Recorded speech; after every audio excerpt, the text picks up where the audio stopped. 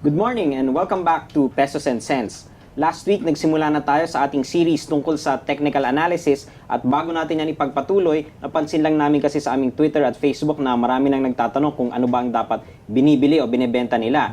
Darating din tayo dyan, pero sa ngayon, dahan-dahan muna. Aral muna talaga tayo para malaman natin yung tamang paraan at proseso para mag-invest using technical analysis. Tulad last week, kasama pa rin natin si Mr. Juanis Barredo ng citiseconline.com. So, ano ba yung pag-usapan natin today, Sir Juanis? We'll talk about the understanding of trends. And this particular topic is going to focus on which way that you should be able to keep yourself in bias in terms of the market.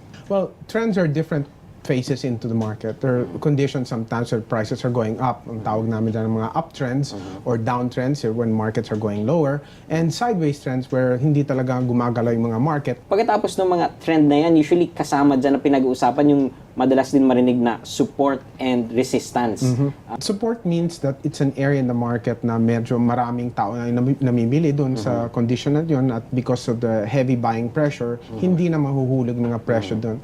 You have an intensity na bumibili yung tao and that's the reason why, of course, prices will eventually go up. The opposite of that is resistance. The prices were going higher and then it encounters an area of heavy selling.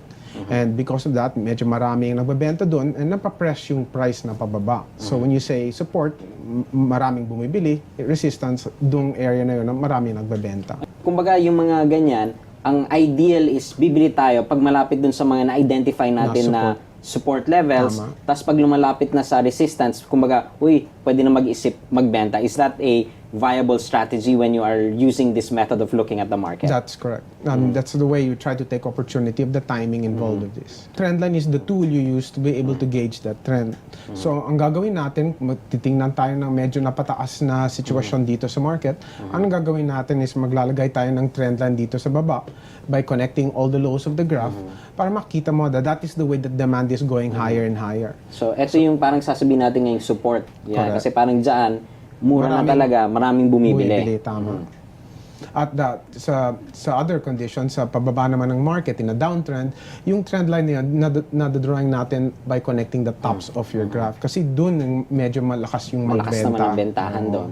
So, uptrend, downtrend line, tapos doon naman yung sabi niya ngang sideways sa na parang... sideways market, hindi naman pataas. So, medyo nakalak lang ng sideways range. Dito tayo bumibili, dito tayo magbebenta.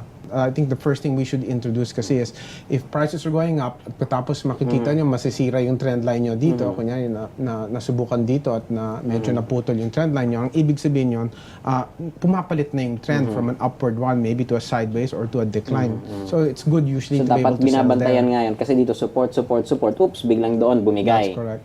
So okay lang kayo bumili dito at kung masira yung trend line nyo, doon nyo magbenta. Dapat nagbebenta na doon. Sa pababa, ganun din. If you have a downtrend and as prices are moving lower and you see that prices eventually go higher than your trend line, this is a good area to start buying na. Kasi nasa sense na ninyo na yung lakas ng nagbebenta ay nauubos na rin. So, kung pinapakita na ng pressure na doon ang direksyon ng market, sundan nyo. Don't second guess it. Don't try to think anything else kasi nakikita nyo na yung evidence doon, sundan na lang ninyo. Kasi marami syempre pag bumababa, iisipin, ay aakyat din yan. Eto naman, iisipin, uy, bababa din yan. So, hintay na lang sila ng hintay. Wala silang nagagawa at the end of the day. Well, yes. But this is all a timing practice. So, you don't have to be doing something every day. You just have to make sure you're there at the right time. So, kung talagang sinasabing paakyat, hawakan mo muna kung meron ka na.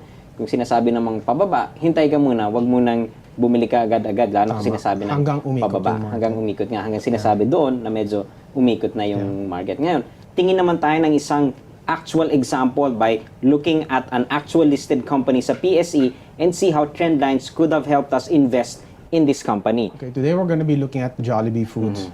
Now, Jollibee Foods has been doing quite well actually in its price movement, and we're going to look at the graph so that we can try to understand what we should be doing inside that particular placement. Now, like what we learned earlier on, maglalagay tayo ng trend line dito para makikita natin ng medyo paakyat na bias niya.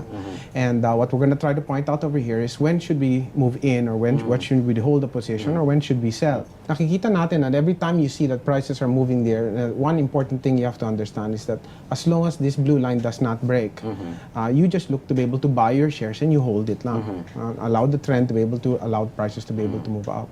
So, in these particular cases, when prices come down, kunyari medyo bumababa siya, this is not a downtrend, this is part of a normal profit-taking action, but as long as it stands above the blue line, that's still good for the trend. Dito tayo bibili sa medyo pullbacks ng price na mas malapit sa trend line nyo because that's the heaviest buying activity.